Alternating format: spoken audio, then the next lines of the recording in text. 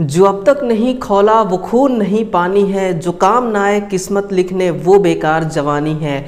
लौट आइए दोस्तों इस संघर्ष की पथ पर, मैं आ चुका हूं आप सभी के लिए एक बहुत ही बेहतरीन सेशन के साथ। और आज आपका क्लास होने वाला है अल्टरनेटर यानी कि प्रत्यावर्तक का सेकेंड पार्ट। आइए देखते हैं कि प्रत्यावर्तक के सेकेंड पार्ट में किस टाइप के क्वेश्चनों को मैं आपके सामने प्रेजेंट करने वाला हूं, किस टाइप के प्रश्नों का हल यानी कि सॉल्यूशन कराने वाला हूं। तो आइए मिल करके इस सेशन को संपूर्ण करते हैं, है ना, और देखते हैं कि इस क्लास में किस लेवल के क्वेश्चनों को ऐड किया गया है। तो अपने सेशन को प्रारंभ करते हैं। देखिए हर दिन की तरह आपको इस क्लास का भी आपको पीडीएफ मिलेगा, उसके लिए टेलीग्राम चैनल को आप ज्वाइन कर लीजिएगा, है ना। और आज का जो हमारा क्लास है, इस क्लास का देखिएगा क्वेश्चन नंबर 26, है ना, ये रही क्वेश्चन नंबर 26 का सॉल्यूशन आज आपको मिलेगा। और इसमें भी टोटल 20 प्रश्न है, जैसा कि हर दिन हम 20 प्रश्नों का निपटारा कर रहे हैं, है ना। तो आज हमारा ये जो अल्टरनेटर वाली चैप्टर है, ये आज हम इसको समाप्त करने वाले हैं, है ना। तो पूरे सेशन में बने रहिएगा और सेशन को लाइक जरूर कीजिएगा और शेयर जरूर करना है आपको, ठीक है ना। बाकी शुरुआत करते हैं अपने इस क्लास का। पहला क्वेश्चन है, क्या कह रहा है आपसे कि एक अल्टरनेटर में शॉर्ट पिच वाइंडिंग करने का क्या नुकसान हो सकते हैं, है ना, क्या नुकसान हो सकते हैं। यूपीपीसीएल के द्वारा पूछा गया क्वेश्चन है, 2015 में शिफ्ट सेकेंड में ये क्वेश्चन आया हुआ था। शिद्दत से सुनिएगा दोस्तों, आपने शॉर्ट पिच वाइंडिंग का फायदा जरूर सुना होगा, लेकिन नुकसान सुनिए, क्या नुकसान होता है। संपूर्ण धारा में कमी हो जाती है, नहीं, ऐसी कोई घटना नहीं होती। संपूर्ण विभव में कमी हो जाती है, तो हाँ, ये जरूर ये प्रक्रिया होती है कि टोटल वोल्टेज में कमी हो जाती है। मान लीजिए कि कोई एक एनटीपीसी है ना, कोई क्या है, एनटीपीसी प्लांट है, इसने एक जनरेटर लगाया है और ये 11 किलोवोल्ट पावर का उत्पादन करती है ना। लेकिन उसमें अगर शॉर्ट पिच वाइंडिंग कर दिया जाए उस जनरेटर के अंदर, तो फिर ये हो सकता है कि टोटल जो वोल्टेज हो ना, वो 10,000 वोल्टेज ही जनरेट करे, 1,000 वोल्टेज डाउन हो जाएगी। किसके वजह से? शॉर्ट पिच वाइंडिंग की वजह से, है ना। तो इस प्रकार से टोटल वोल्टेज में क्या हो जाती है, कमी हो जाती है। देखिए शॉर्ट पिच का मतलब क्या होता है, थोड़ा सा इसको देखिए। तो शॉर्ट पिच का मतलब ये होता है कि जैसे कि ये स्टेटर है ना, स्टेटर का ये क्या है, स्लॉट है। स्टेटर के ये क्या है, स्टेटर के स्लॉट है ना। इस स्लॉट में आपको क्या डालना है, इस प्रकार से वाइंडिंग डालना है ना। इस प्रकार से क्या डालना है, ऐसे आप वाइंडिंग डाल देंगे। देखिए इस प्रकार से आप एक टर्न्स डाल दीजिए। ये जो टर्न्स है ये फुल पिच वाइंडिंग होगी। कौन सी होगी, ये फुल पिच वाइंडिंग होगी। S1 terminal, S2 terminal, 2 terminal हो गए। क्योंकि इन दोनों के बीच में जो गैप है वो कितना है, 180 डिग्री। अगर आप इसको यहाँ से इस स्लॉट में ना डालते हुए यहाँ से अगर आप डाल देते, है ना, यहाँ पर आप डालते, तो ये कितना होता है, 180 से कम हो जाता। या फिर इसको आप और ज़्यादा बढ़ा करके यहाँ से डालते, तो फिर ये 180 से ज़्यादा हो जाती। तो कहने का मतलब कि 180 अंश से अगर आपका पिच कम है तो शॉर्ट कहलाएगी, 180 अंश से ज़्यादा है तो फिर ये लॉन्ग कहलाएगी। अगर 180 अंश पूरा है तो फिर ये क्या कहलाएगी, फुल पिच वाइंडिंग कहलाएगी, है ना। ध्यान दीजिएगा कि शॉर्ट पिच वाइंडिंग से हमें फायदा ये होता है कि हार्मोनिक्स जो मोटर के अंदर, जनरेटर के अंदर जो हार्मोनिक्स होते हैं ना, ये हार्मोनिक्स क्या होते हैं, समाप्त हो जाते हैं। ये हमें क्या मिलता है, ये हमें एक बेनिफिट मिलता है ना, ये क्या मिलता है, ये एक फायदा मिलता है। तो आंसर क्या हो गया कि संपूर्ण विभव में कमी हो जाती है, यही होता है। बाकी शॉर्ट पिच वाइंडिंग हम इसीलिए करते हैं कि हमें आउटपुट में जो पावर मिल रही है ना, वो पावर बिल्कुल पल्सेटिंग ना रहे, हार्मोनिक्स फ्री रहे, ठीक है। चलिए नेक्स्ट है कि किसी अल्टरनेटर के प्रति फेज उत्पन्न वोल्टेज का आरएमएस मान कितना होता है। ये क्वेश्चन भी डीएमआरसी का ही है, ये क्वेश्चन डीएमआरसी का है। और आंसर क्या होगा आपका, ऑप्शन नंबर सी को ध्यान से देखिए। आप क्या बोल रहा है कि ई आरएमएस बराबर 4.44 supply frequency, flux, distribution factor, pitch factor और टी क्या है यहाँ पर वो भी बताऊंगा। अगर आप पूछेंगे कि सर 4.44 कहाँ से आता है, तो ये आता है आपका √2 को आप जब मल्टीप्लाई करेंगे पाई से, तो कितना आपको मिलेगा, 4.44 मिलेगी, है ना। वहीं से ये जो KD है, ये तो फ्रीक्वेंसी आपको समझ में आ रहा है, फ्लक्स भी समझ में आ रहा है। ये केडी क्या होता है, ये आपका होता है डिस्ट्रीब्यूशन फैक्टर। ये क्या होती है, डिस्ट्रीब्यूशन फैक्टर। डिस्ट्रीब्यूशन फैक्टर जो कि एक जनरेटर के अंदर इसका मान जो होता है सदैव, है ना, नोट करिएगा, इसका जो मान होता है सदैव इकाई से अधिक होना चाहिए। कितना होना चाहिए, इकाई से अधिक, इसका मान सदैव इकाई से अधिक होना चाहिए। इस चीज़ को आप ध्यान में रखिएगा, डिस्ट्रीब्यूशन फैक्टर। और जो आपका पिच फैक्टर होता है ना, ये क्या है, ये है आपका पिच फैक्टर। और पिच फैक्टर जो होता है माय डियर, वो क्या होता है कि हार्मोनिक्स को कम करने के लिए हम पिच फैक्टर करते हैं, है ना। हार्मोनिक्स को कम करने के लिए हम क्या करते हैं, हम पिच फैक्टर, मतलब पिच फैक्टर क्या करता है, हार्मोनिक्स को कम करता है, हार्मोनिक्स को समाप्त करता है। ये पिच फैक्टर का काम होता है। और जो टी है आपका ना, ये सिंक्रोनस, ये टी जो है ये किसको बताता है, सिंक्रोनस स्पीड को। किसको बताता है ये, सिंक्रोनस स्पीड को, है ना। तो आंसर क्या हो गया, EMRS बराबर 4.44 डिस्ट्रीब्यूशन फैक्टर और पिच फैक्टर और T वोल्ट। ये क्या होता है, एक अल्टरनेटर के अंदर जनरेट होती है, यानी कि इसको जब आप मैकेनिकल एनर्जी देते हैं तो उस एनर्जी को इलेक्ट्रिकल में कन्वर्ट कर देता है और कन्वर्ट करके इस मान का आपको वोल्टेज आउटपुट में देता है, ठीक है ना।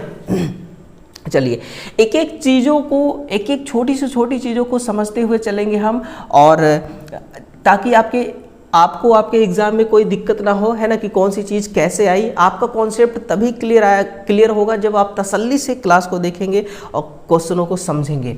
एक प्रत्यावर्तक का वोल्टेज निम्न किस स्थिति में होता है, जब लोड परिपथ में कैसा होता है, जब लोड सर्किट में देखिए आपका लैगिंग नेचर का होगा, तभी जाकर के आपका वोल्टेज रेगुलेशन कम होता है।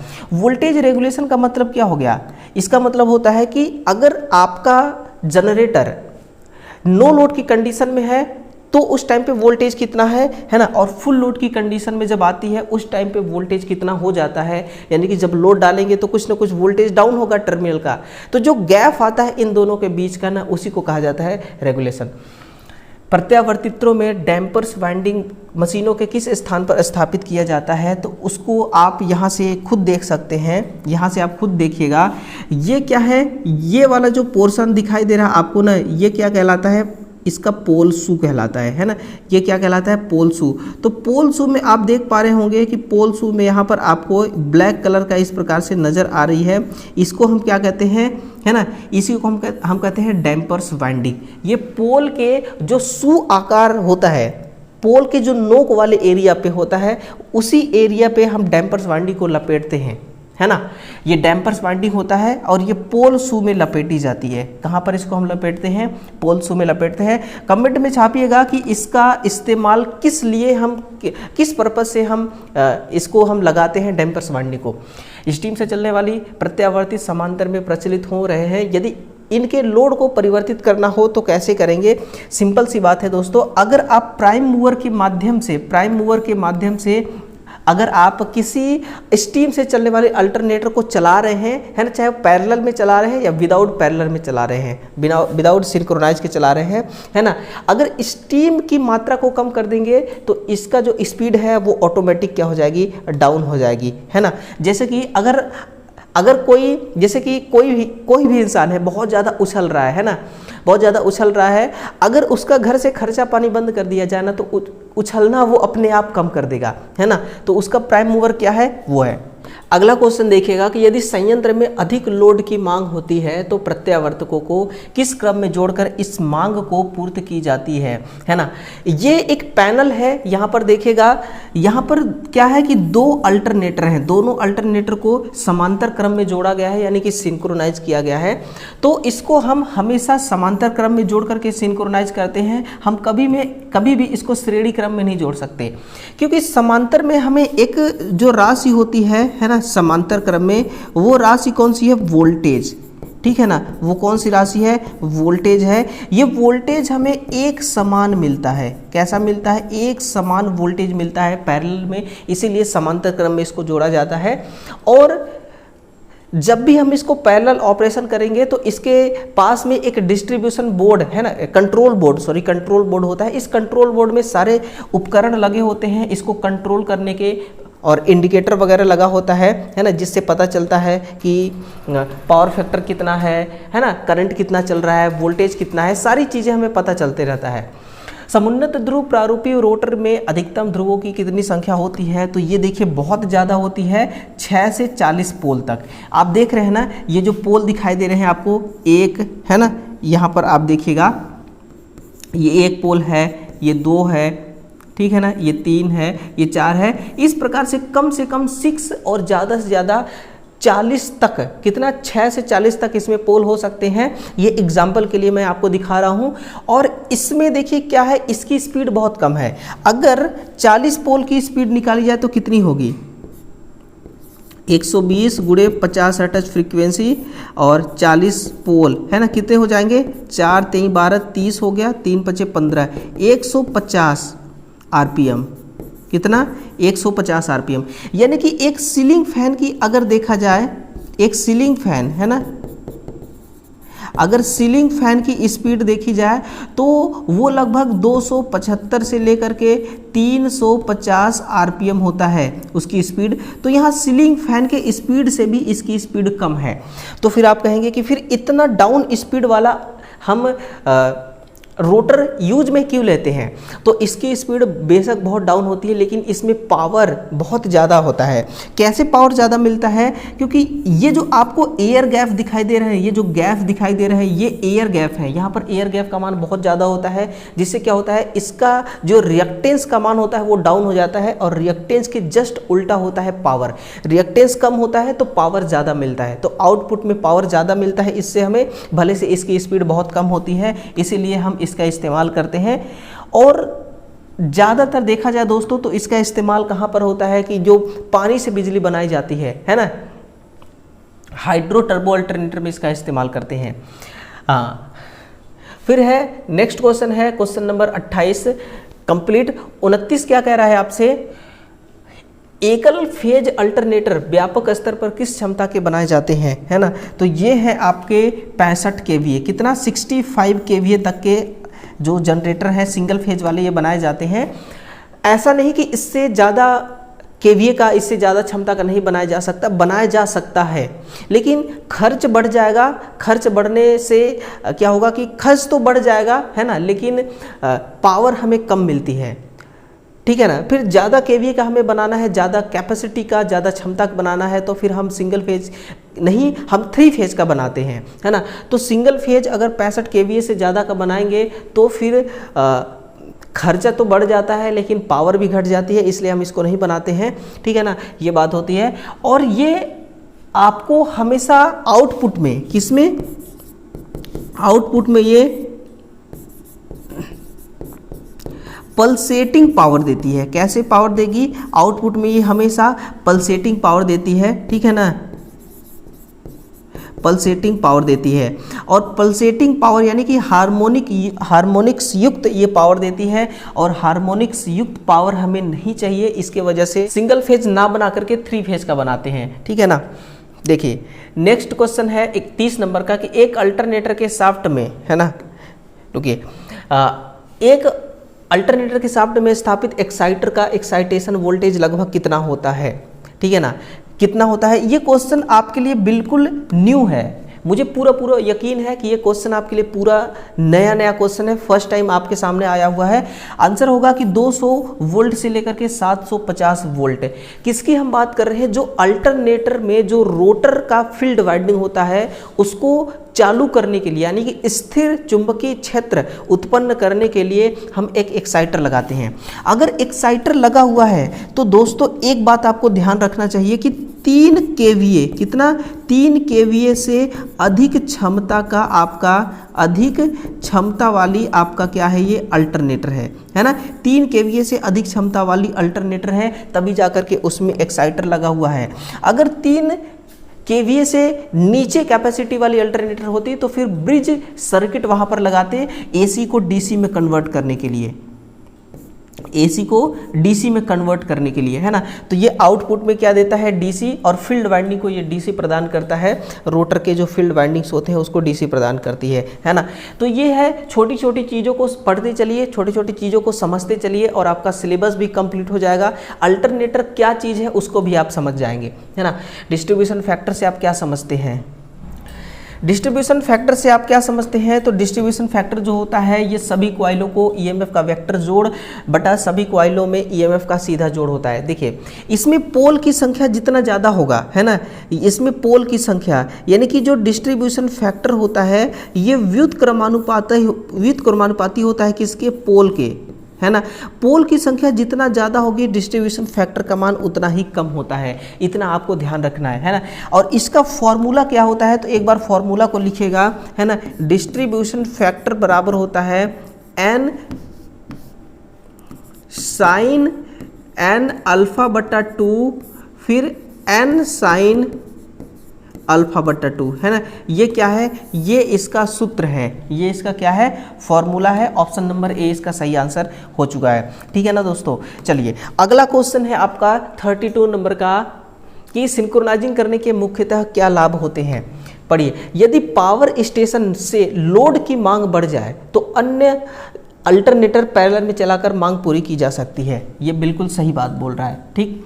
फिर पैरेलल संयोजन में से सिस्टम की निपुणता बढ़ जाती है, यानी कि सिस्टम की दक्षता बढ़ जाती है, बिल्कुल दक्षता बढ़ जाती है, पूरे मांग को, पूरे डिमांड को ये पूरा कर रहा है तो फिर ये इसकी निपुणता बढ़ जाती है। सिस्टम को पूर्ण रूप से बंद किए बिना मरम्मत आदि पूरा काम हो सकता है ना। बीच में अगर कोई भी जनरेटर खराब हो गया तो उस पर्टिकुलर जनरेटर को निकाल करके आप उसको रिपेयर कर दीजिए, मेंटेनेंस करिए, बाकी का जनरेटर चलता रहेगा, है ना। तो ये सारे ऑप्शन हैं, बिल्कुल करेक्ट हैं, यही सारे लाभ होते हैं, है ना। नुकसान एक ही होता है कि भाई खर्च ज़्यादा होता है और थोड़ा बहुत पावर लॉस भी होता है ना। तो जहाँ इतने सारे फायदे हैं तो थोड़ा बहुत पावर लॉस तो हमें सहना पड़ेगा। 3 फेज अल्टरनेटर को समांतर में प्रचालित करते समय निम्नलिखित में से कौन सी विधि फेज सीक्वेंस पता किया जाता है, फेज सीक्वेंस का, है ना। 3 फेज इंडक्शन मोटर द्वारा भी, 2 लैंप 1 चोक द्वारा भी, फेज सीक्वेंस द्वारा भी, यानी कि उपरोक्त सभी ये तीनों मेथड हैं, ठीक है ना। ये क्या है, ये तीनों मेथड हैं जिसके द्वारा आप फेज सीक्वेंस ओनली, केवल और केवल फेज सीक्वेंस, है ना, RYB है कि BYR है कि RBY है, कैसे है इसका पता किया जाता है। अगला है कि बड़े अल्टरनेटरों में ऑटोमेटिक वोल्टेज रेगुलेटर के प्रयोग किए जाते हैं। तो टर्मिनल वोल्टेज को स्थिर रखने के लिए, किसको, टर्मिनल वोल्टेज को स्थिर रखा जाता है ऑटोमेटिक वोल्टेज रेगुलेटर। और अलग अलग कंपनी, है ना, अलग अलग, एक होता है अभी मुझे ध्यान नहीं आ रहा है, ब्राउन ब्रोवेरी नाम का एक कोई कंपनी है जो रेगुलेटर बनाती है, तो उसी नाम से उसने रेगुलेटर का भी नाम रख दिया है ना। तो 3-4 प्रकार के रेगुलेटर आते हैं, अलग अलग कंपनी बनाते हैं और वो क्या करता है कि आउटपुट के वोल्टेज को रेगुलेट करके रखता है। ईएमएफ प्रेरित करने के लिए आवश्यक तत्व होते हैं ये तीनों तत्व, है ना। गति भी चाहिए, चुंबकीय क्षेत्र भी चाहिए और आर्मेचर चालक भी चाहिए, है ना। आर्मेचर चालक चाहिए। ये आद्य चालक का मतलब होता है प्राइम मूवर, प्राइम मूवर या फिर स्पीड। प्राइम मूवर क्या करती है, स्पीड देती है ना। स्पीड चाहिए, चुंबकीय क्षेत्र चाहिए और आर्मेचर चालक चाहिए। ये जब तीनों तत्व होंगे तभी जाकर के कोई ईएमएफ जो है वो जनरेट हो सकती है। किसी अल्टरनेटर के पैनल बोर्ड पर कौन से यंत्र फिट किए जा सकते हैं, तो आई थिंक देखिए इसमें सर्किट ब्रेकर भी होगा। ये पैनल बोर्ड है, सर्किट ब्रेकर भी इसमें लगा है, ये देखिए सर्किट ब्रेकर है ना। फिर फ्रीक्वेंसी मीटर भी है, ये है, फील्ड रेगुलेटर भी है ना, स्पीडोमीटर भी है, एमआई मीटर भी है, एमआई वोल्ट मीटर भी है, एनर्जी मीटर भी है, पावर फैक्टर मीटर, यानी कि ये सारे मीटर हैं। देखिए ये सारे मीटर हैं, यानी कि ऑप्शन नंबर ई होगा सत्य कि एक पैनल बोर्ड में सारे कंट्रोलिंग उपकरण और सारे जितने भी, इसमें बहुत सारे लैंप भी दिए हुए हैं, है ना, जो इंडिकेट करते हैं आपको कि सारी चीज़ें ओके चल रही है कि नहीं। ओवरलोड होगी तो उसके लिए भी इंडिकेटर है, शॉर्ट सर्किट हो जाएगी तो उसकी रीडिंग दिखाने के लिए, उसकी सेफ्टी के लिए भी इसमें मीटर लगा हुआ है। फिर 3 फेज 4 तार सप्लाई के लिए आर्मेचर के कनेक्शन किस तरह से संयोजित किए जाते हैं, तो ये हमेशा स्टार में किए जाते हैं, क्योंकि स्टार जो कनेक्शन होता है ना वो इस प्रकार से होता है। देखिए इस प्रकार से स्टार कनेक्शन होता है और इसी के बीच में जैसे कि ये अगर आर फेस हो गया, वाई हो गई, बी हो गई, तो बीच में यहाँ से शॉर्ट करके तीनों को हम न्यूट्रल भी निकाल देते हैं, है ना। तो ये हमें 4 तार की बात जब भी करें तो हम स्टार की तरफ जाएंगे। स्टार कनेक्शन इसका क्या होगा, सही उत्तर होगा। नेक्स्ट है कि अगला क्वेश्चन है अल्टरनेटर वह मशीन है। ये बड़ा सिंपल सा आंसर है, वन लाइनर का सिंपल सा क्वेश्चन है, वन लाइनर वाली। ये क्या करता है, यांत्रिक ऊर्जा को, है ना, प्राइम मूवर से हम इसको घुमाते हैं और हमें आउटपुट में क्या देता है, आउटपुट में एसी सप्लाई देती है, ठीक है ना। अब प्राइम मूवर कुछ भी हो सकता है, देखिए स्टीम भी हो सकती है, पानी भी हो सकता है, हवा भी हो सकती है ना।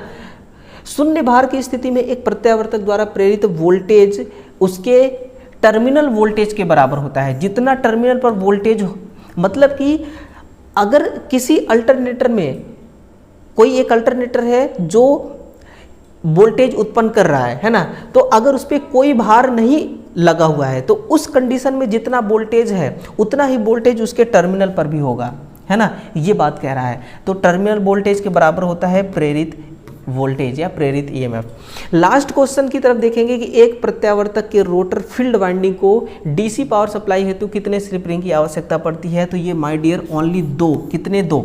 लेकिन यहां पर अगर चुंबकीय क्षेत्र, अगर यहां पर देखिए आर्मेचर अगर घुर्डी है, कैसा है, आर्मेचर घुर्डी है, तो फिर 3 स्लिप रिंग चाहिए। कितने स्लिप रिंग चाहिए, 3 स्लिप रिंग चाहिए।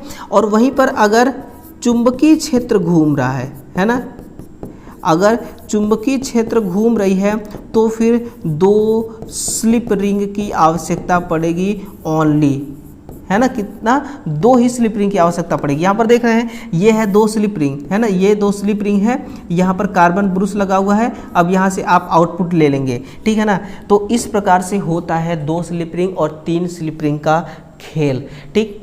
चलिए, हमारे आज के टारगेट कंप्लीट हो चुके हैं। अब हर क्वेश्चनों का जो भी बोर्ड पे लिखाया मैंने समझाया, है ना। कुछ चीज़ें हैं जिसको मैंने यहाँ पर लिखा के समझाया और कुछ चीज़ें ऐसे भी हैं जो मैंने बोल के आपको समझाया। तो मुझे यकीन है कि जो चीज़ मैंने बोला उसको आपने नोट किया होगा अपने नोटबुक के अंदर, और कुछ चीज़ें मैंने यहाँ पर लिखा। अब जो भी बोर्ड पर लिखा हुआ है इसका हूबहू पीडीएफ आपको मिलेगा हमारे टेलीग्राम चैनल पर। तो डिस्क्रिप्शन बॉक्स में लिंक है, आप वहां से जाकर के टेलीग्राम को जरूर ज्वाइन करिएगा और पीडीएफ को प्राप्त करिए, ठीक है ना। चलिए, अब कमेंट करके बताइए हमें कि अगला सेशन आप किस टॉपिक पर चाहते हैं, फिर हम उसी टॉपिक का क्वेश्चन लेकर के आएंगे आपके लिए, ठीक है ना। और आपका इलेक्ट्रिशियन थ्योरी जो है इसको हम टोटल इसका सिलेबस कवर कराएंगे। और आपका जो बिहार स्टेट यानी कि बिहार विद्युत विभाग वाली जो वैकेंसी थी, है ना, लाइनमैन की, ये वैकेंसी भी देखिए आने वाली है। और उम्मीद है हमें कि जैसे ही ये आपका इलेक्शन वाली जो अभी प्रोग्राम चल रहा है ये ख़त्म होगी, है ना, वैसे ही आपको इसका जो लिंक है वो एक्टिव होता हुआ दिखेगा। तो जैसे ही फॉर्म अप्लाई होना स्टार्ट होगा तो मैं ज़रूर आपको बताऊंगा, एक छोटा सा वीडियो बना के ज़रूर जानकारी दूंगा। तब तक आप अपने सिलेबस को कवर करते रहिएगा, क्योंकि बहुत ज़्यादा टाइम आपको इस बार विद्युत विभाग देने वाला नहीं है ना, इसलिए आप इस चीज़ों को जरूर ध्यान रखिएगा। तो चलिए मिलते हैं कल सुबह फिर से आपके लिए एक नए टॉपिक के साथ। तब तक के लिए दोस्तों दिल से आप सभी का बहुत बहुत धन्यवाद।